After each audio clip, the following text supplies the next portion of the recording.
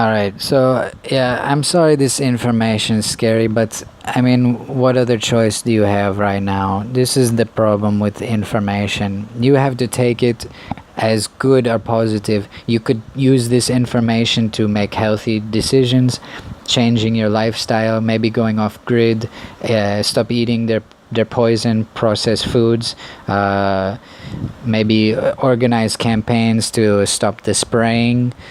I mean, it's hard to get rid of any of this stuff because you guys have been so asleep for so long.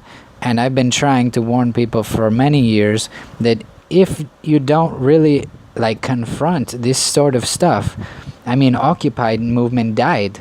This is something that should have been dealt with when Occupy was there. It should, like, we did great things with Occupy. I'm not like going to condemn people for what we succeeded in doing. We got rid of people's debts, we confronted the system, and we were worldwide movement. Nuit Debout in France, more power to every group in solidarity that's trying, like anti-fascist movements, Antifa movements, like all these groups trying to expose that they're trying to divide everybody. They want everybody to hate each other, but inside each group there's hierarchies, and inside ourselves there's these 8 different groups. Like I told you, this Cthulhu system that this octagon order of octagon is what, like Chatsafretz, his YouTube channel, he's trying to open your eyes to the fact that they do control everything. They run, like the KSB, this MI6, all of these, like CIA, all these organizations, they're all run together, and they're all part of a big group. And now people don't really take maybe some of this stuff seriously. They say, oh, this is conspiracy talk. This is somebody who sit on the internet too many hours and has wild ideas. No, if you connect the dots between all these organizations, all of their research, all their funding, the genome projects, the breeding, all of this stuff is going on for so long, and we all know about it. The 13 ruling bloodlines, the Council of 300, the major corporations, the CEOs of all these banks, they're all connected together. Astor, Bundy, Collins, Lee family, Kennedy, Onassis. Now some of them are on, like, example, the Merovingian humanistic side, and some of them are on the Draco side, where they want to change the environment, even like to adapt for themselves. Like, you have to understand that there's even different groups. Like, we have now, to prove about genetics, for example, if we all were created from Adam and Eve, which is what maybe 60% of the planet or 50% of the planet believes, if we're all from Adam and Eve, how did we get so many different blood types, how many different haplogroup genetic strains, and rhesus negative and rhesus positive bloodlines? So rhesus positive, now, like, for example, they say that it's not from the rhesus monkey or whatever, but it does come from a different group. So how did these proteins, and why are they so different from each other? Why is the blood blue in rhesus negative and the others red? Like, why are certain animals, I mean, even animals will have different types of blood. So some of them are A negative, some of them AB positive, some of them O, like the evolution of species. Now, even to prove more of the breeding project, because most of you maybe don't want to believe this, even though you probably know deep down that it is because you've heard. Sorry for speaking so fast, but every species on this planet, like I said, the woolly mammoth went extinct from inbreeding. Actually, every species on this planet exists because of inbreeding, and from a rape from another species, crossbreeding, and then inbreeding, and then crossbreeding, and then inbreeding, and that's how we got every single species and variety of every single thing. Plants, animals on the planet is all from inbreeding. Isn't it, like, in our face and we don't really see it. No scientists are coming forward and saying, hey, the planet's all inbreds and we're going extinct because the genetic gene pool is like the woolly mammoth and it's going extinct because we don't have enough different genetics and we're creating this Proteus genetic defect in our genetic system, and it creates this disease called autosomal disorders, which are genetic mutations. There's also Muller's ratchet, which are genetic mutations. Autosomal disorders are very painful, most of them, like Alzheimer's. They're incurable. There's some minor cures that help with some symptoms, alleviate the pain or something like this, but most of them are incurable, totally. And they only get worse until you end up like the Habsburgs and you go extinct. So you have to start taking me seriously about that part of it also. And well, all of this you have to take very seriously because no one else is really coming out and telling you that you have to start taking stuff seriously because you're running out of time. There's not only so many, I mean, even the amount of stuff that I haven't even covered, and I'm already into 4 or 5 clips now. It's just massive, and that's why I even wish I had streaming on this, because there's so much information I want to tell you about what I've been learning about in this past year. It will blow your mind, but it will also like maybe create a possibility where we can try to renegotiate the terms of our contracts with these higher or lower spiritual entities who are trying to control us, because they don't even understand. Like, for example, the archons, like, for example, let's say they want to live off our chaos and destruction and war, greed, murder, poverty, all this stuff. Well, that's nice, but when they kill everybody and everything becomes crap, then what are they going to feed off of? What energy are they going to get? So they have to understand also themselves that they live in a hierarchy system. And same with every species. Like, some of these species now, all of the species that you see of animals that didn't go extinct, like the pandas are about to go extinct. I think the orca whales are about to go extinct. You know, there's so many extinctions right now. We really have to start taking that seriously also to protect these species.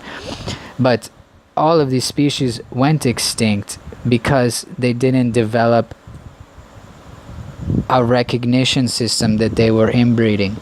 The ones who do survive, like hyenas, vultures, and many other different groups, they've like masked sense. They can recognize sense. They've developed some sort of genetic ability to recognize their family by smell. They rub some certain parts of the body so that they know, because they know they will go extinct. Like, animals are not stupid like we think, that they're just eating like stuff that we could grow or stuff like that, or stuff that you even throw out. No, animals are smart. They have genetic abilities that are surpassing many of our own abilities. Like, we share the same genetic structures of chromosomes pairs as dolphins. So that's another thing, is like, we have to even understand our origin and roots have been enveloped in a whole system that's been going on like this for since the beginning of time. Since genetics evolution, it's been going on.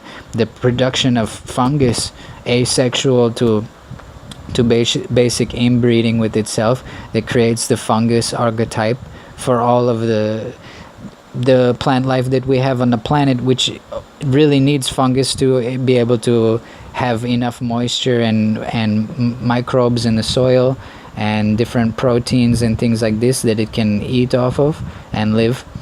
So we have to understand that this sort of science is really important for us to not be ignorant about, because you're gonna go extinct without it. Luckily, I'm not saying this as I'm proud, because I'm actually very so disturbed and I want to vomit almost every day that I know all this information. But this information is just so overwhelming, and I understand for many of you, and there's been suicides and stuff because some of this stuff like really hits people hard, and they're not even delving into this stuff that I'm talking about. So I want you to try to be calm about this and try to understand, like, Like, you really need to open your eyes and understand what's going on the planet, and we need to try to not be afraid of these types of entities and things, because like I said, they're parasites, and they are evil, but at the same time they can't live without us. So they're gonna have to, you're gonna have to genetically program it into your DNA, your memory, or whatever. If your race is negative, you have genetic memory. It's part of the monarch breeding thing. That's why they call us like the butterflies, and you see all this symbolism in tattoos in Hollywood and movies and stuff, and songwriters, is that we have this genetic ability to add these things. You can add strains to your DNA. You can develop photographic memory and store it in your DNA. I mean, 1 gram of DNA can store 10,000 10,000 billion pieces of information, of CDs, like a CDR of information. You put it full of books, that's 700 megabyte disk. Yeah, it's got like 18,000 or 10,000 billion CDs of information in 1 gram of your DNA. So we have to understand we're so like powerful even without those other codons, but you have to understand how to use it, and we have to protect our like real information that's not going to be fed to us by the controllers of the mainstream media, of these elite institutions that govern your universities, your professors, your high schools, your kindergartens, your psychologists, your marriage counselors, your court systems. Everybody's controlled. And you have to understand this compartmentalization of society is trying to make you feel stupid and ugly. You turn on the TV and they're trying to say that you're ugly and you need to buy this product to be happy and go shopping, consume. They Live, the movie They Live is good for some of you who aren't aware of it, to see that, open your eyes around. And I'm sorry for repeating some of this to people who've had access to the truth, but we really do need to start to blow the whistle on this stuff. So I'm gonna have different segment playlists and stuff, and I'm gonna try to make like a more serious documentary on this stuff. But yeah, I'm trying to bring some of this stuff to light. So those are the main points that I wanted to cover, and I'm trying to blow the whistle on those organizations. There's many others. There's many other projects that are going on. Some of them are so scary I don't really want to talk about them. So basically, I don't even know what had happened, but what I believe happened is that the technology of the future got so advanced it could travel in time, and they were able to travel back to the beginning and change events. But they were playing it like from an invisible perspective, on a DNA level, on a molecular biological level, on nanotech level, so that nothing appears to be changed, and that they can say that they didn't really change things, but they were changing things because of the way the cycles were in existence, like this whole different blood groups, and some of this, like example, these shapeshifters who many people don't believe exist or whatever, but they do exist. And you can see, because there's so many different genetic, animal, dormant DNA strands, chimera research about these genomes, is that many of you are made up of different animals. The genetic evolution of many people are included, and that was either done by the Anunnaki trying to manipulate people's DNA, and that's maybe why God created the flood, or they created it themselves because they created monsters maybe, or people that they couldn't control, and so they killed them with floods. I mean, these people can control the weather. They have HAARP, which is a weather control device. They can control clouds, storms, earthquakes, tsunamis. I mean, this technology is so crazy, people. You don't even really understand the power of these groups. But we also have the power to negotiate for our own sovereignty under certain rules that we are not afraid of them, and we don't back down when they tell us no, and we demand that we get more freedom over our own genetic rights.